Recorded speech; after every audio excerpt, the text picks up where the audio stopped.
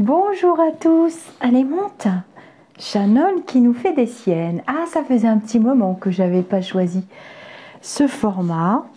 Alors, ce format pour un livre que j'ai reçu. Je suis très heureuse parce que ce livre sortira le 28 mars 2024 et je ne me suis pas trompée dans l'année. Donc, ce livre,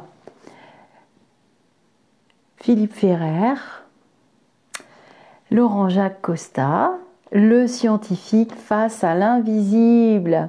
Alors, c'est aux éditions Très Daniel. Je vais vous lire un extrait. Je l'ai déjà lu, ça y est, pouf, avalé, il n'y en a plus. D'habitude, j'économise quand c'est trop passionnant. Alors, je cherche l'autre livre qui est là, donc vous vous souvenez. Philippe était venu sur la chaîne, d'ailleurs, on avait passé un très bon moment. Vous connaissez peut-être presque tous notre international Philippe Ferrer et son premier livre, c'était Parce qu'on ne vous demande pas d'y croire. Sa chaîne YouTube, c'est On ne vous demande pas d'y croire. J'ai eu la chance, j'ai toujours mes petits post-it, j'ai eu la chance d'être interviewée dans les tout débuts, donc je fais partie de l'ancienne team des dinosaures de la chaîne. Voilà, j'aime beaucoup Philippe, c'est quelqu'un de très simple et de très sympathique aussi, qui a finalement remis un petit peu les points sur les i, les barreautés, bien involontairement d'ailleurs, juste parce que finalement il avait les mêmes questionnements que beaucoup d'entre nous. Et tout simplement, il est allé en synchronicité aussi chercher les réponses.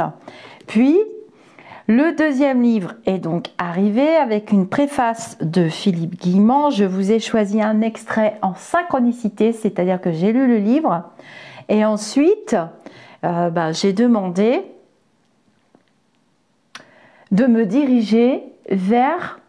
Je ne savais pas quel extrait choisir parce que tous les moments de ce livre sont intéressants, les personnes sont intéressantes, en plus c'est bourré de signes, de synchronicité, de mise en situation, presque comme si Philippe vivait dans un film, une pièce de théâtre.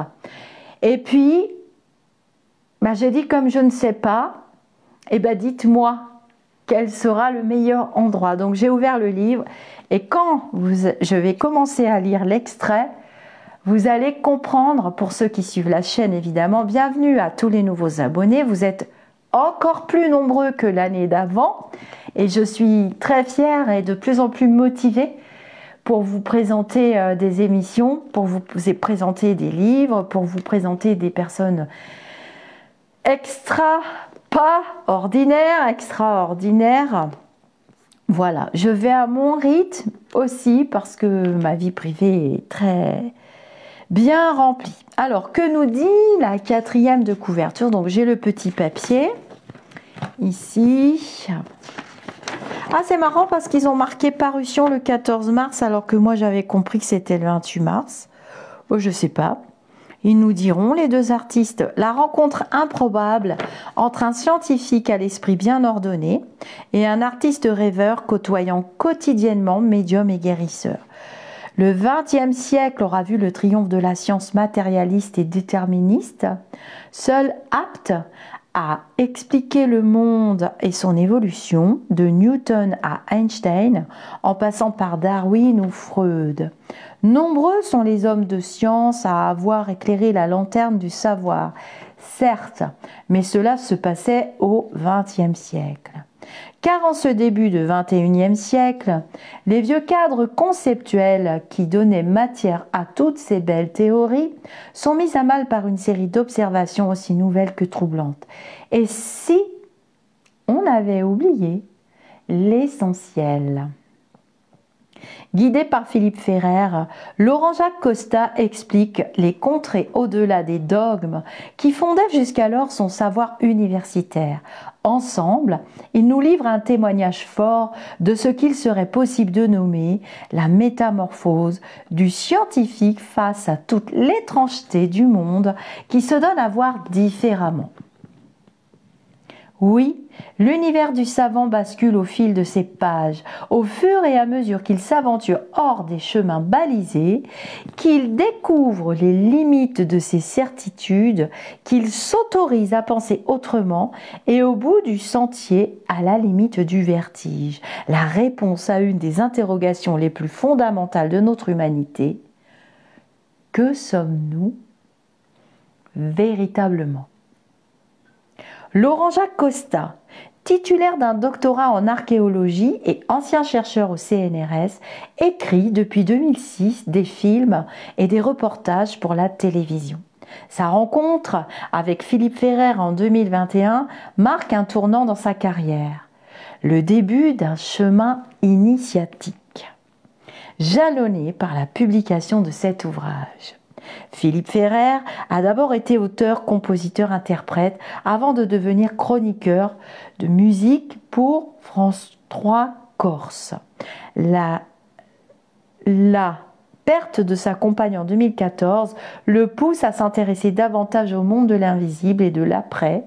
En 2018, l'émission qu'il anime s'arrête. Il crée alors sa chaîne YouTube « On ne vous demande pas d'y croire » où il mène des entretiens sur de nombreux sujets autour de l'invisible et de la spiritualité. Les deux auteurs ont déjà écrit « Parce qu'on ne vous demande pas d'y croire ». Voilà. Donc, on avait déjà fait des extraits de lecture. Je me demande si je ne vais pas allumer la lumière. Non, ça va comme ça. Donc la préface est de Philippe Guillemant. La chaîne de YouTube de Philippe, c'est « On ne vous demande pas d'y croire ». Le livre va être disponible très rapidement. Alors justement... c'est du papier recyclé, ça c'est bien, j'aime bien. C'est pas marqué, mais ça coule de source. Introduction. Donc vous avez la préface. Je ferai 2 vidéos, je pense. De toute façon, j'ai invité Philippe à venir nous rencontrer en direct le 7 mai, un mardi soir. Il m'a trouvé un petit peu de temps dans son emploi du temps ministériel, que dis-je, présidentiel. Oh, mais il n'y a pas de prise de tête avec lui. Et il y a l'introduction qui est très sympa. Et en synchronicité, les guides, les lumineux, les forces énergétiques lumineuses de l'invisible. Vous voyez, j'ai mis la petite coche. Hein. Je suis allée à Escapade Parisienne. Installez-vous confortablement. C'est parti pour un instant de lecture qui devrait vous plaire. Et surtout les personnes qui me suivent depuis le début, je n'en dirai pas plus. Je pourrais donner des prénoms si je voulais. Hein. Et j'ai préparé mes lunettes roses. Installez-vous confortablement. Alors, cette vidéo, vous pourrez la retrouver en podcast. Là, ça sera diffusé sur la chaîne YouTube et sur mes différents réseaux. Qui grossissent. Et sur vos trajets, travail ou autre. Et puis la nuit, j'ai beaucoup de personnes qui me disent qu'elles dorment pas bien. Voilà, j'ai eu une petite coupure hein, parce qu'on a un très mauvais temps, mais je suis passée en 4G et tout va très bien. Voilà, oh là là, j'ai eu peur. Donc ce sera rediffusé en podcast sur Spotify. Pour les personnes qui m'ont demandé, donc je vous disais qu'il y avait des personnes insomniaques et autres qui écoutent la nuit. Viens Shannon, excuse-moi, je t'ai pris ta place. Allez, c'est parti, on s'installe. Viens. Allez, dépêche-toi. Fais pas ta chrogneux. Notre manuscrit ayant été accepté par les éditions Hachette, le Lotus et l'éléphant, Nous fûmes invités par l'éditeur, Philippe et moi, à une soirée d'auteurs, le 22 septembre 2022. Il s'agissait d'un apéritif dînatoire, organisé dans un grand loft du nord de Paris, en Seine-Saint-Denis pour être précis. Pour nous, qui venions d'Ajaccio, la date tombait à merveille, car nous devions nous rendre à Angers le 25 septembre, assister à un colloque organisé par Florence Hubert, dans lequel Philippe allait donner sa première conférence publique. Nous partîmes donc le 22 au matin pour un périple de 4 jours.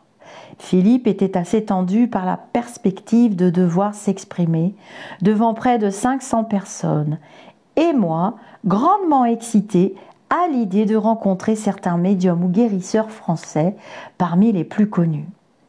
Nous commençâmes donc la journée par prendre l'avion, déposer ensuite nos bagages à l'hôtel, nous rendre enfin à un déjeuner avec Séverine, la directrice de publication chez le Lotus et l'Éléphant, et Martine, notre future attachée de presse. C'était un déjeuner amical où chacun évoqua son parcours, ses hobbies ou ses passions, histoire de faire connaissance et d'engager une relation de confiance réciproque.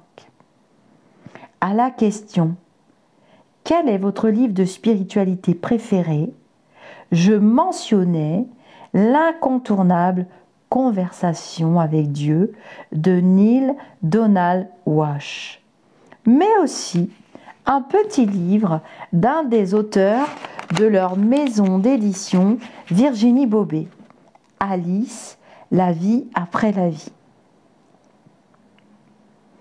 Alors ils ont mis un petit astérix, ce livre de Virginie Bobet est sorti en 2021. C'était un livre que j'avais récemment lu et qui m'avait particulièrement plu pour sa simplicité et son style très romanesque. Il est à mes yeux un bel équivalent du fameux No Solar de Chico Xavier, mais je le trouve bien plus chargé d'émotions. Moi aussi, s'exclama Martine, j'ai adoré ce livre, sincère et bouleversant. Tu sais que Virginie a canalisé cette histoire, l'âme de cette jeune fille. C'est peut-être un joli récit, mais il ne se vend pas bien, rétorqua Séverine. Cela ne suffit pas de nos jours d'écrire de belles histoires, même vraies. Il faut promettre quelque chose. Les grands succès actuels sont des livres qui offrent des méthodes ou des solutions. Une histoire toute seule, même bien écrite, ne passionne que peu de gens. Séverine exposait là son regard d'éditrice, tout en regrettant à titre personnel que le marché soit aussi froid, aussi peu flexible. Mais c'était un fait dont elle devait sans cesse tenir compte, malgré ses coups de cœur. Nous parlâmes alors de tendances, de médias mainstream, de toute la difficulté pour un écrivain d'exister dans un monde en perpétuelle compétition où de grands influenceurs font loi. C'est d'autant plus vrai lorsqu'on porte et qu'on parle de spiritualité en dehors du cadre des religions. Les médias prônent une forme de laïcité qui équivaut au déni de tout ce qui s'apparente au religieux, tandis que les grandes institutions ecclésiastiques utilisent leur propre circuit de diffusion. Entre les deux, la place est plutôt étriquée. Le soir, nous nous retrouvâmes à la fameuse soirée d'auteurs, dans une sorte de grand loft aménagé dans un ancien atelier avec une immense verrière qui ouvrait sur un jardinet. Autour d'un bel espace de vie, dominé par une imposante cuisine à l'américaine, adossée à un pan de mur, des canapés ou des fauteuils créaient de petits salons indépendants, tous habillés de plantes, d'arbustes, de statues et d'objets d'art contemporains. Et, sur les rares murs de cet immense séjour, des pochettes de disques et des photos évoquaient les 60s ou les 70s. Bref, c'était un endroit où je me sentis tout de suite à l'aise et d'humeur joyeuse, malgré le monde qui s'y pressait. Nous étions près d'une centaine, naviguant un verre à la main, entre la cuisine et les différents salons, où se formaient, au gré des rencontres, de petits groupes de discussion. C'était l'occasion de se présenter les uns les autres et de partager certaines impressions selon les affinités du moment. Philippe fut rapidement accaparé par une ribambelle d'auteurs invités passés ou futurs de sa chaîne YouTube, et je me retrouvai donc à déambuler, seul, au milieu de tous ces gens que je ne connaissais pas, distribuant sourires et salutations amicales. J'étais en train de me servir un verre de vin, lorsqu'une jeune femme me demanda gaiement si j'acceptais de remplir le sien, ce que je fis aussitôt avec un large sourire.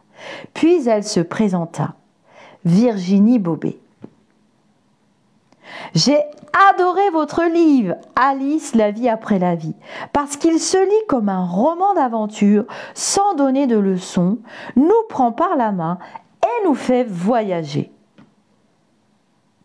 Tout le mérite revient à Alice, me répondit-elle, avec douceur. C'est une histoire que j'ai canalisée. Je n'ai fait que retranscrire ce qu'elle me racontait. Vous l'avez fait avec le cœur, cela se ressent à la lecture, et j'ai quelques questions à vous poser, si vous le permettez, car bien des choses décrites dans ce livre m'interpellent.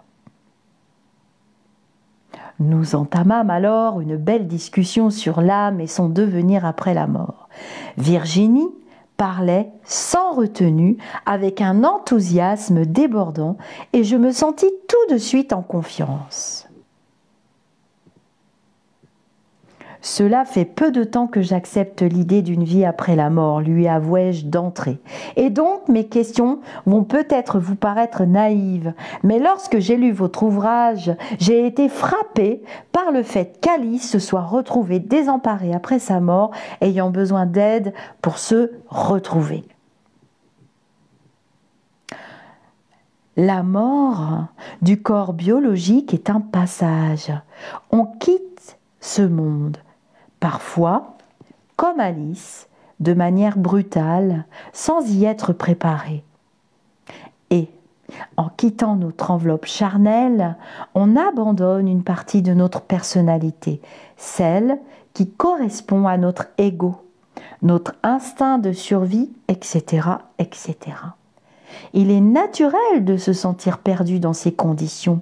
Alice ne comprenait pas ce qui lui est arrivé. Elle ne s'attendait pas à survivre à sa mort. Il lui a fallu apprendre, suivre un enseignement en quelque sorte. Mais Alice reste cependant très attachée à sa personnalité humaine, non? Oh oui, au début c'est certain. Je pense que c'est le cas pour la plupart des gens. Il n'est pas aisé de quitter ce que l'on a été. Il faut se défaire de ses souvenirs, de ses liens affectifs aussi. Il faut nettoyer tout ça. Mais que reste-t-il alors? Une partie de nos émotions imprègne nos corps subtils. Cela demeure. Ce qui nous arrive ici-bas s'inscrit dans l'éther. Pour moi, cela ne fait pas de doute. Nos corps subtils conservent la mémoire de nos émotions terrestres, de la même manière que notre corps biologique peut être marqué par des événements qui lui sont étrangers, qui appartiennent à une autre dimension ou à une autre incarnation. Pour revenir à Alice, son expérience montre comment il est difficile de quitter le monde matériel.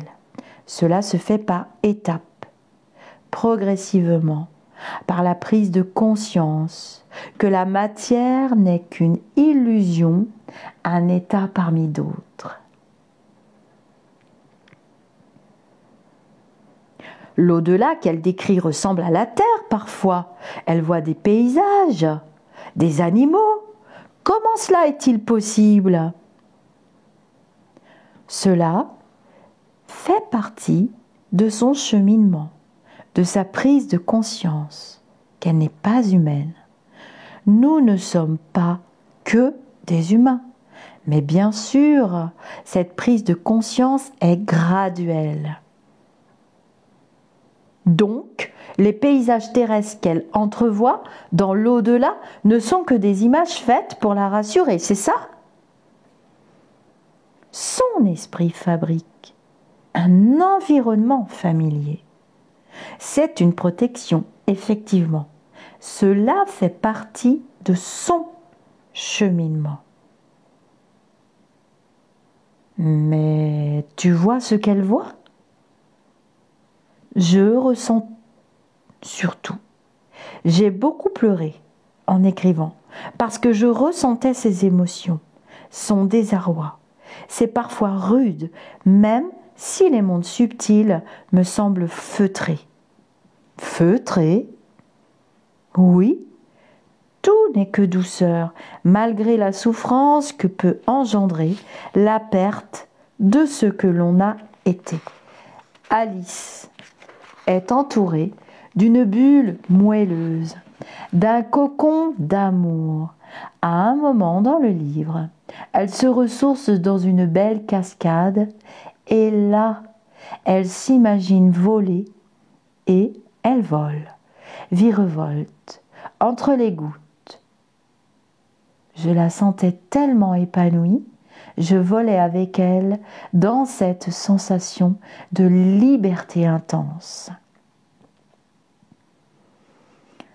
Les âmes créent alors leur propre réalité dans l'au-delà? Je le crois. Mais on ne crée pas par la pensée.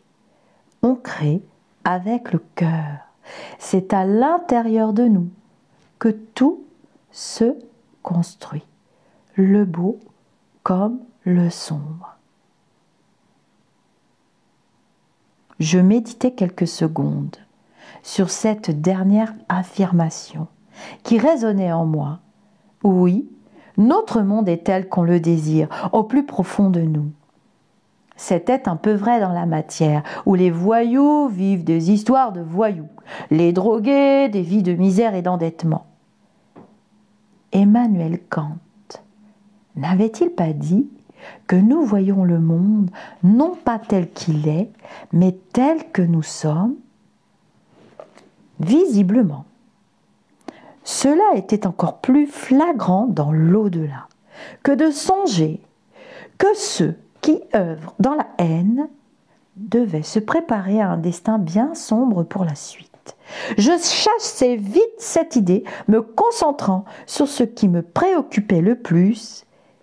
Qui étais-je véritablement? Il va donc falloir que je m'habitue à l'idée que je devrais me séparer de ce qui me fait aujourd'hui, de ce Laurent Jacques qui me sied si bien, c'est ça?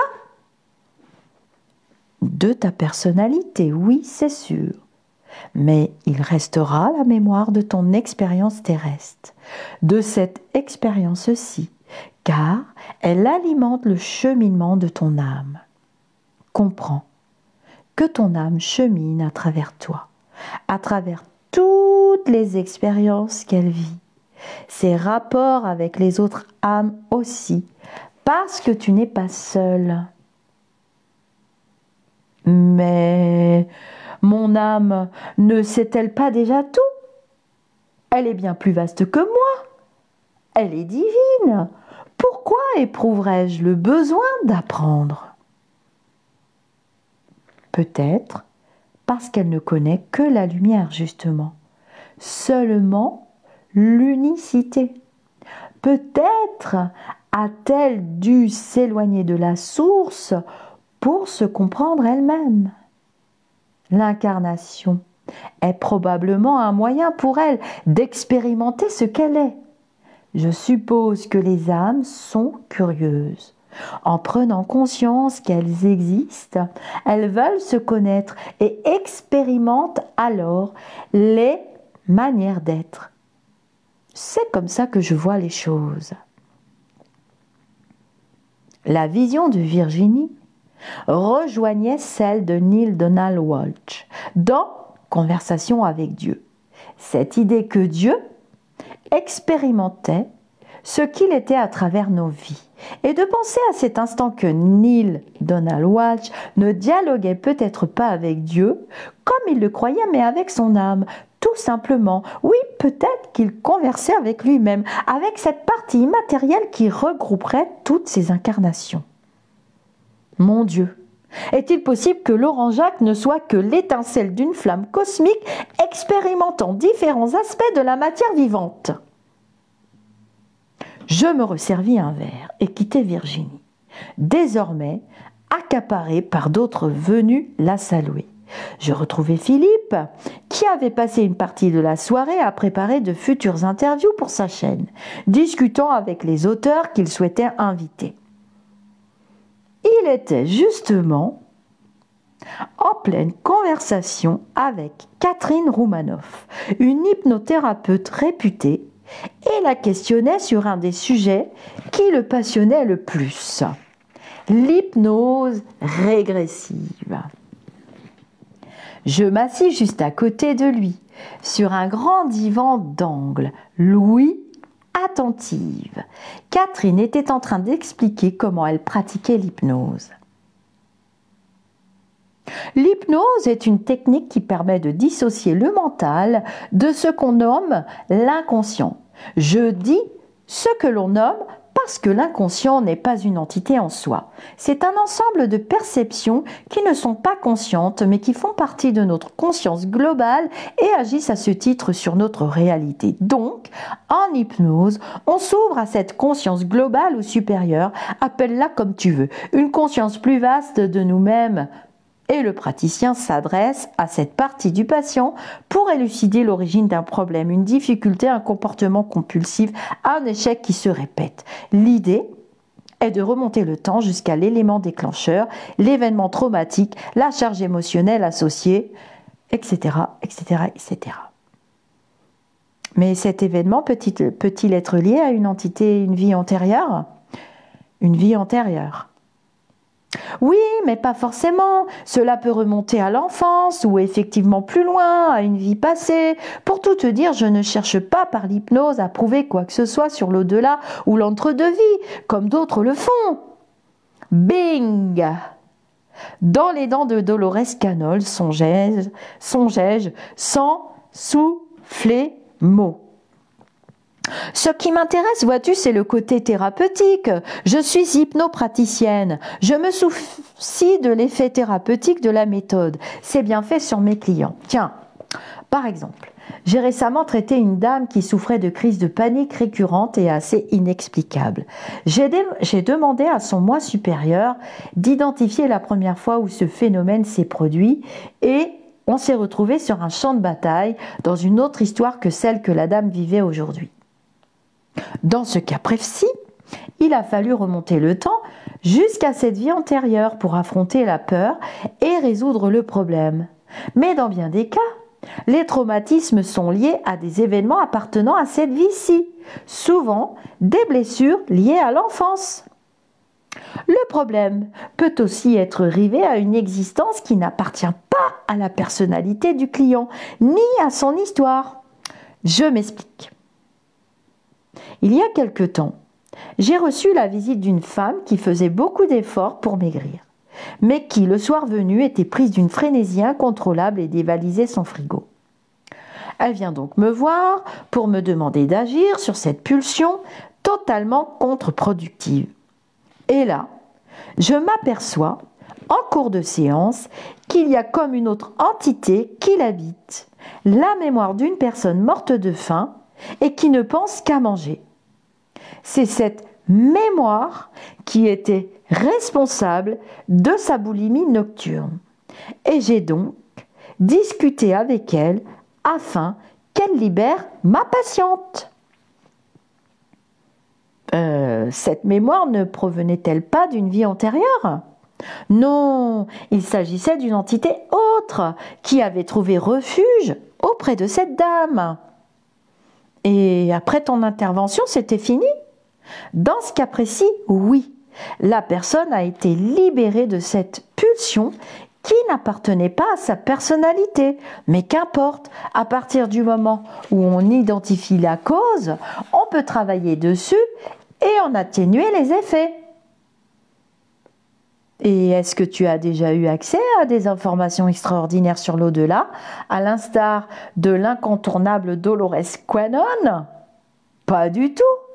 Il n'y a pas de canalisation durant mes séances d'hypnose et je ne voudrais surtout pas qu'il y en ait. J'entends par là le recours à une entité supérieure ou angélique qui viendrait en quelque sorte squatter la séance et délivrer des pseudo-vérités. Tu comprends ? Cela serait manipulatoire. À propos de Dolores, je trouve personnellement très choquant qu'elle affirme être en relation avec la même entité à chacune de ses séances, indépendamment du patient qu'elle traite. Je trouve pas ça très bienveillant. Dans tous les cas, je ne veux pas de ça chez moi. Je ne me concentre que sur mes sujets et leur inconscient. Sinon, c'est la porte ouverte à du grand n'importe quoi. Philippe souriait. Un peu jaune peut-être. Lui qui vouait une vive admiration aux travaux de Dolores Quanon. Nous en avions d'ailleurs longuement discuté dans l'avion le matin même. Il m'avait notamment révélé combien il avait été troublé par la lecture d'un de ses ouvrages les plus connus sur l'hypnose régressive. Alors le petit astérix, c'est Dolores Quanon, conversation avec les esprits entre deux vies.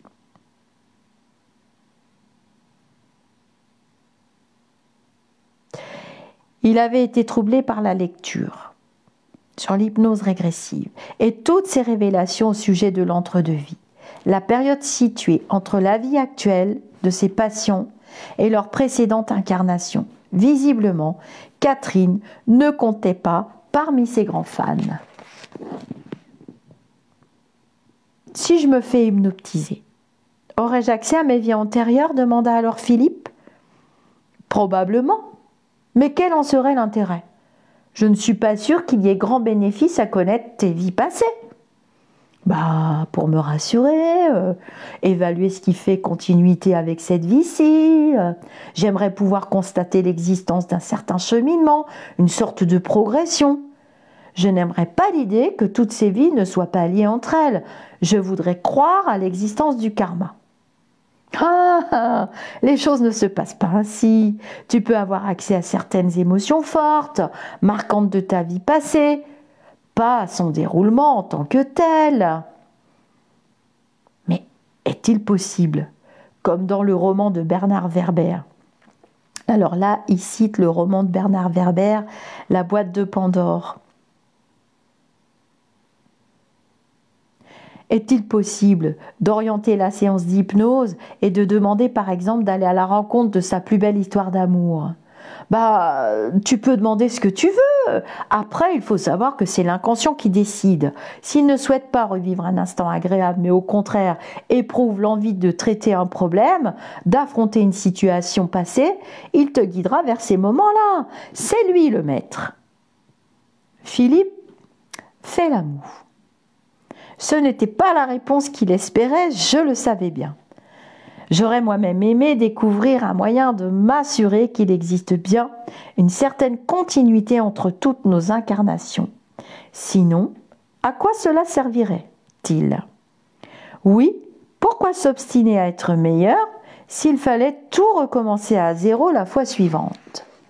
Philippe se leva, sollicité par une jeune femme que je ne connaissais pas, et qui visiblement tenait absolument à le rencontrer. Nous restâmes donc seuls, Catherine et moi, face à face. Cela ne fait pas bien longtemps que je m'intéresse à la spiritualité, bredouillai-je, en guise d'introduction. En fait, c'est Philippe qui m'a entraîné à le suivre. Je me sentis bien nunuche sur ce coup-là. Je me résolus alors à frapper fort. J'ai lu Dolores Quanon et ai été déstabilisée par son discours sur l'entre-deux-vie. Tu as déjà eu accès à l'entre-deux-vie d'un patient? Ce n'est pas ma spécialité. Catherine sourit en plissant les yeux, ne souhaitant manifestement pas s'étendre sur la question. Après quelques secondes de silence, j'enchaînais. Il y a quand même un passage qui m'a fortement perturbée lorsqu'elle relate dans le détail le traumatisme de la naissance, quand le fœtus se sent comprimé, écrasé, littéralement étouffé et qu'il est expulsé vers le noir et suffoque. C'est terrible, c'est comme une mort. Dolores le retranscrit très bien. Oui, c'est un vrai choc. On quitte un milieu liquide, paisible et protecteur pour un grand moment de panique, plein de souffrance et de peur. Mais tu sais, la grossesse connaît également ces moments traumatiques, car le fœtus perçoit bien des choses du monde extérieur à travers les ressentis de sa mère. Si celle-ci est très angoissée par la situation, par exemple, une certaine instabilité dans laquelle elle se trouve, cela peut profondément marquer l'esprit de l'enfant, sa perception du monde extérieur. Ne penses-tu pas que c'est violent pour une âme de s'imposer cela à chaque réincarnation ? Oui, c'est pour cela que certaines ne reviennent pas, s'esclaffa Catherine. Pas tout de suite en tout cas, reprit-elle d'un ton toujours enjoué mais plus mystérieux. Tu crois qu'on se réincarne perpétuellement ? Je ne sais pas. J'ai déjà eu accès à des vies antérieures, mais franchement, je ne sais pas. Quand tu dis à des vies antérieures, tu parles des tiennes ? Bah oui, bien sûr. Donc, tu crois fermement à la réincarnation. Ah, tu sais, c'est plus complexe.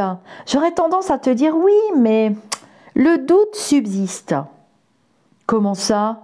Tu viens de me dire que tu as déjà visité certaines de tes vies antérieures. Elles ont donc vraiment existé ou pas ? Non ? Oui, j'ai exploré des vies très différentes de celle-là, j'ai éprouvé des émotions très fortes, j'ai ressenti des choses qui sont réelles, cela ne fait aucun doute. Mais appartiennent-elles pour autant à des vies réelles ? Je ne sais pas. Qu'est-ce qui me prouve que ces vies ont réellement existé en tant que telles ? Qu'elles sont en tout point comparables à cette vie-ci ? Tu comprends ? La preuve n'existe pas, ce sont des sentiments, des impressions. Donc, le doute existe forcément. Le doute existe. Ben oui, il existe. Même si je crois en la réincarnation. Mais là, c'est une histoire de croyance. Quelle sincérité. J'étais un peu perdue. Catherine gardait les pieds sur terre. Elle avait sans doute raison. Nous devions conserver une certaine froideur d'analyse pour ne pas nous laisser envoûter par l'ardente excitation de se croire immortel. Et puis, l'était-on vraiment ? En regagnant l'hôtel ce soir-là, je fis part à Philippe de mon étonnement quant à la ressemblance physique de Catherine Roumanoff avec la comédienne Anne Roumanoff. « Bah, évidemment, c'est sa sœur, me répondit-il en riant. Mince, j'avais pas imaginé la chose possible. Le lendemain, nous retrouvâmes Martine, notre attachée de presse, qui logeait dans un hôtel voisin du nôtre, à proximité du cirque d'hiver dans le 11e arrondissement de Paris. Nous prîmes alors notre petit déjeuner ensemble en évoquant la belle soirée que nous avions tous passée et toutes les magnifiques rencontres qu'il avait jalonnées. Martine me demanda alors: « As-tu discuté avec Myriam Gablier ? Elle était là hier soir. » « Non, je l'ai peut-être saluée en passant. Il y avait tellement de monde, pourquoi ? » « Ah mince, on ne te l'a pas présentée. C'est vraiment dommage parce que tu te serais bien entendu avec elle. Elle a une formation scientifique comme toi. Elle a récemment publié un travail très approfondi sur la conscience. » Alors, il y a le petit astérix, Myriam Gablier, Les mystères de la conscience, Le lotus et l'éléphant 2019. Tu devrais te rapprocher d'elle. Vous avez de nombreux points communs. Ah bon, je savais pas. C'est vraiment dommage. Tu as raté une belle occasion. J'ai surtout discuté avec Virginie Bobet. Une très belle rencontre. Catherine Roumanoff aussi. Quelques autres dont j'ai oublié le nom. Je te file ses coordonnées. Vraiment, tu devrais la contacter. Vous avez des choses à vous dire. Je notais donc le numéro.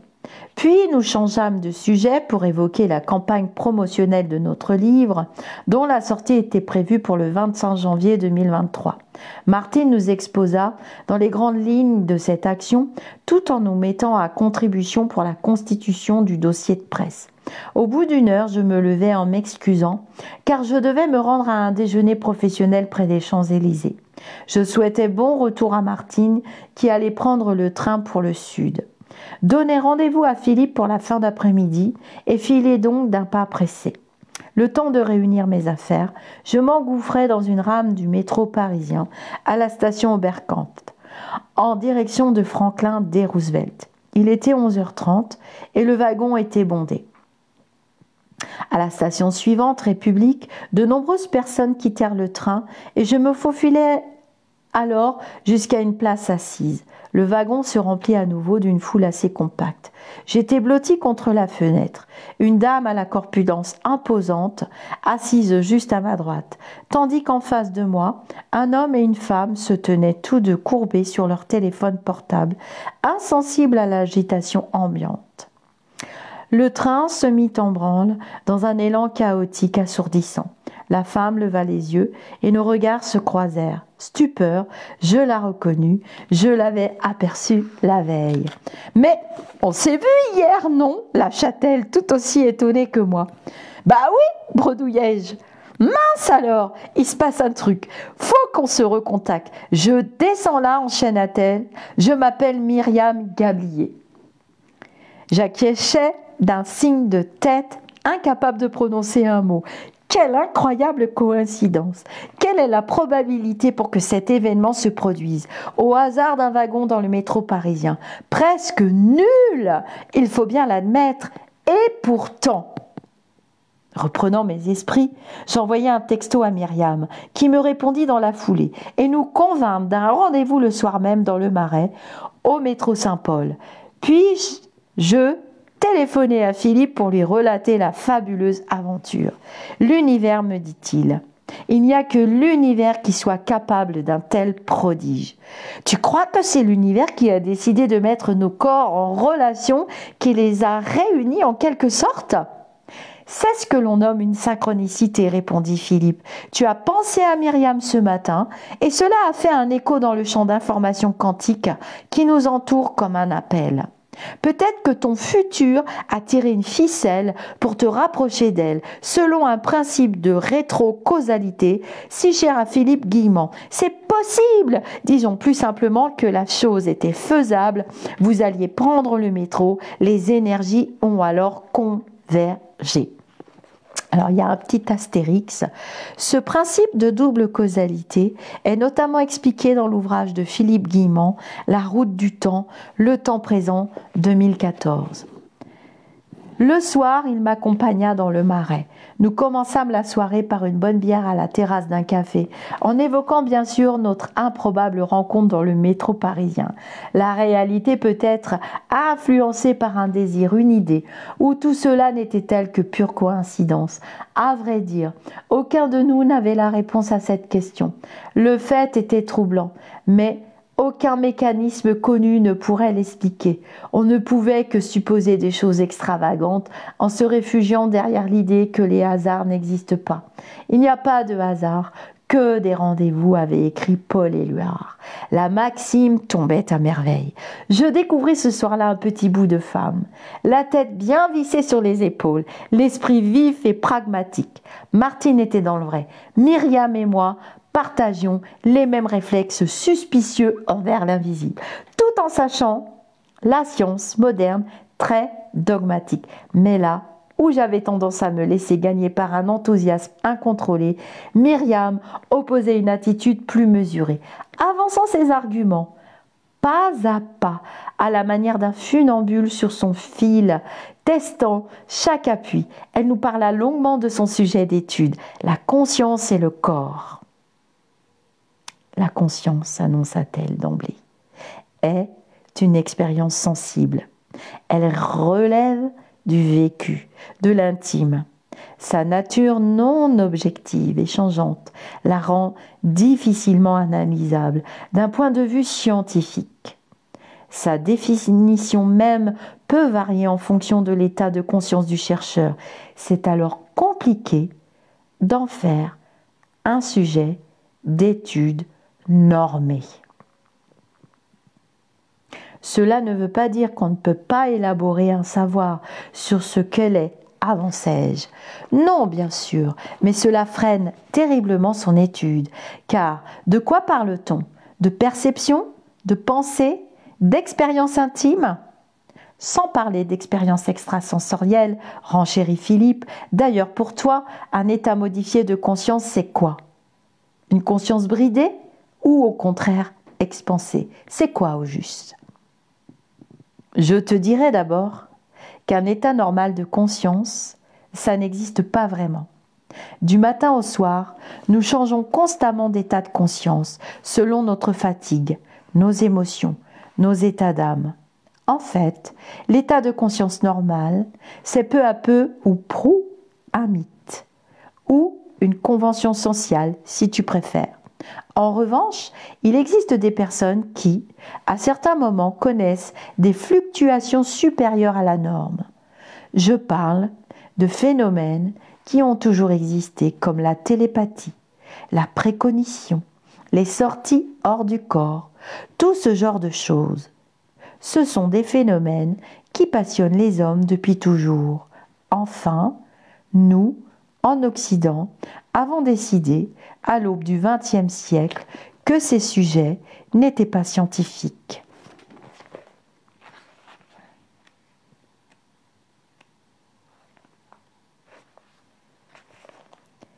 Qui a décidé ça? S'interrogea Philippe. C'est un choix sociétal. L'Académie de médecine a entériné ce choix. Jusqu'alors, des médecins, des scientifiques, des lettrés se passionnaient pour ces sujets. Puis, ces recherches ont été marginalisées. Voilà. Un rapport de l'Académie de médecine et notre société a tourné le dos à ce genre de questionnement. Mais c'est dingue! Le sanskrit possède près d'une trentaine de mots pour définir les différents états de conscience, là où le français n'en possède que 3 ou 4 maximum. C'est pour ça que je parle d'un choix de société, de conception de monde. Aujourd'hui, on étudie le fonctionnement neuronal, le cerveau, pas la conscience. On se rend bien compte qu'elle n'est pas le produit du seul cerveau, mais elle n'est pas en soi un sujet d'étude. Il existe pourtant des études sur la délocalisation de la conscience. Le cas Nicolas Fraisse, par exemple, souligna Philippe. J'ai lu l'ouvrage de Sylvie Détiolaz, dans lequel elle raconte 10 ans d'études de ce cas incroyable. C'est fou! Ce gars est capable de se rendre en esprit à des kilomètres de son corps, d'observer des situations inédites, puis de les rapporter à son réveil. Il existe effectivement des programmes de recherche sur la capacité de la conscience à se projeter à distance, confirma Myriam, en Suisse, mais surtout aux États-Unis, en Russie. Il n'en existe pas en France. Il y a même des programmes secrets, surenchérit Philippe, des programmes d'espionnage entre les grandes puissances de ce monde. Oui, mais ce sont des programmes militaires top secrets. La recherche officielle européenne se tient bien loin de ces choses. J'aimerais bien m'entretenir avec Nicolas Fraisse, avoua Philippe. Tout ce que j'ai lu sur le sujet est absolument passionnant. J'aimerais connaître la manière dont il vit la chose. Je suis un peu jaloux en vérité. J'aimerais bien pouvoir m'échapper et me balader comme ça, y compris dans des endroits insolites, complètement secrets, dans des fêtes à l'Élysée par exemple. Excusez-moi. Vu comme ça, on aimerait tous, s'exclama Myriam. J'irai à plein d'endroits, et pas qu'à l'Élysée. Mais tu as raison, reprit-elle. Les travaux de Sylvie Détiolaz sont impressionnants. Ils démontrent sans ambiguïté la capacité qu'a Nicolas de voir des scènes qui se produisent dans des lieux distants de lui et que l'on peut ensuite vérifier. Mais c'est vraiment étonnant. Et malgré ces évidences, la science moderne continue d'ignorer le phénomène. Demandai-je alors avec une pointe d'ironie. Le dogme matérialiste règne, rétorqua Myriam avec malice. La physique classique se doit de tout expliquer, point à la ligne. C'est la posture officielle et les autorités médicales s'y tiennent, bien entendu. Alors voilà pour ce magnifique extrait de lecture. Vous avez compris le ton du livre qui va vous emporter. Je l'ai lu en 2 minutes. Le format est beau. Le prix est franchement à la portée de tout le monde. Alors je sais pas s'il est, c'est pas marqué s'il est sorti en format Kindle ou visionneuse. Bon, moi j'en reviens un peu des visionneuses parce que quand ça tombe en panne et adieu le bouquin, hein. Bon, enfin bon, bref, je suis encore au format papier. Donc, bien entendu, je vous laisse découvrir la suite. Si vous avez envie que je refasse des instants de lecture, n'hésitez pas à me le demander parce que c'est croustillant. Il y a des histoires au début du livre. Vous allez juste... Vous allez adorer. Vous allez adorer. Je remercie le groupe des éditions Très Daniel de m'avoir envoyé le livre rapidement parce que j'avais envie de caler mon interview le 7 mai. J'espère que les deux seront là parce que la dernière fois, j'avais notre Philippe International, mais Laurent Jacques était en Inde. J'espère que cette fois-ci, ils seront là tous les deux. Alors, je vous le dis en prime time, pour cette soirée du 7 mai, je vous réserve des surprises. Bon, j'espère qu'elles auront bien lieu et que l'univers, on va faire appel à l'univers et aux synchronicités pour qu'elles aient lieu. Donc, retrouvez cet instant de lecture en podcast. Félicitez les auteurs. Hein. Cette vidéo va voyager un petit peu partout. Partagez. C'est de la culture. C'est lisible par tous. C'est d'un très bon niveau. Vous avez vu comment Laurent Jacques écrit. Hein. Il y a quand même une recherche dans les mots. Il n'y a pas de répétition. J'ai trouvé quand même, je me permets de donner mon avis personnel, j'ai trouvé une évolution. Où est-ce qu'il est? Alors pourquoi j'ai choisi, pour suivre, pour pas que je me perde là.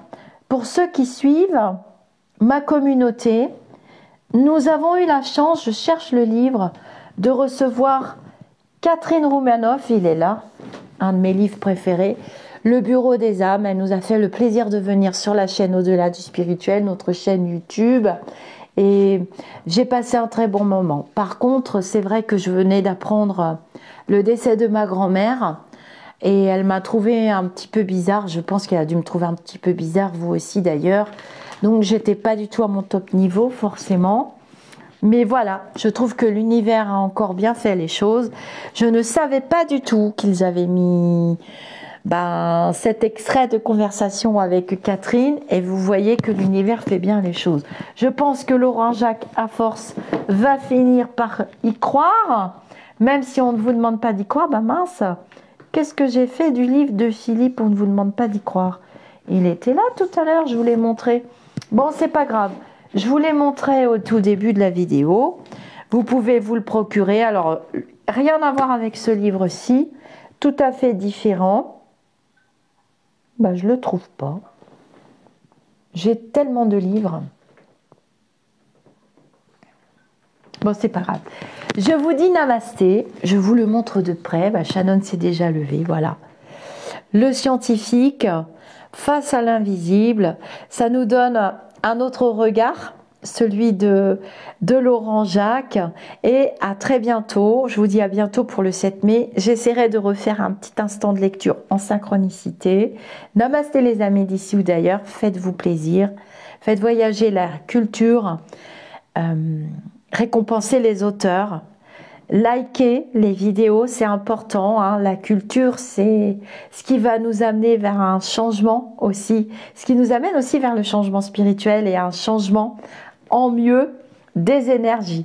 Belle et Grégor pour eux deux et bonne chance à eux dans cette belle aventure. Et j'espère un 3e livre s'il vous plaît, et rapidement. Et Laurent Jacques, faut y aller là, faut y aller. On attend, hein, ça y est, moi j'ai déjà terminé le livre. On attend le 3e, le 4e, le 5e, le 10e, le 25e, le 400 000e. Bye bye. Namasté les amis d'ici ou d'ailleurs.